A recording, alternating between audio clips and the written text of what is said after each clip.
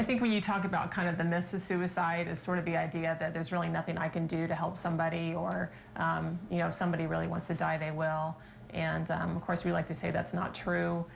With the apparent suicide of actor Robin Williams yesterday, the national spotlight is again on that tragic act. While Williams brought so much joy and humor to others through his acting, he was plagued by depression and addiction. WSBT's Zach Crenshaw talked to suicide experts today and found that Robin Williams was among the most common group to take their own lives. That's right, Jennifer. Older white men are by far the most at-risk group for committing suicide. And I talked to local experts today about what to look for and how to handle a loved one contemplating taking their own life. It isn't any one thing.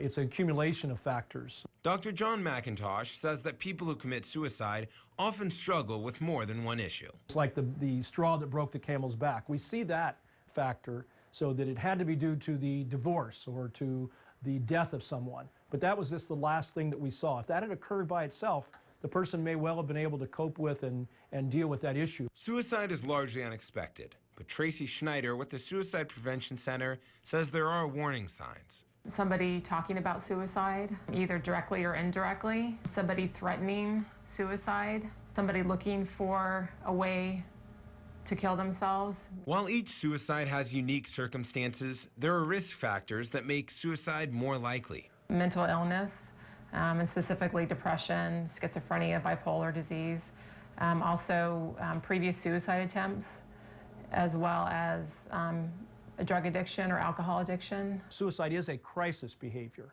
so that if the person can get through the crisis they're in currently, they may well not choose to try to kill themselves, for instance. Dr. McIntosh says it's important for families and friends to not avoid signs and immediately seek help. You are a resource, and that's really the most important part. I don't have to be the person that solves their problems, per se, but I hopefully will be a lifeline to them to help them get help.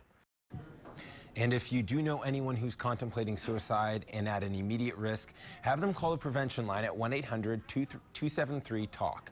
We'll have that number as well as other helpful links on our website. Reporting from the live desk, Zach Crenshaw, WSBT, Channel 22 News.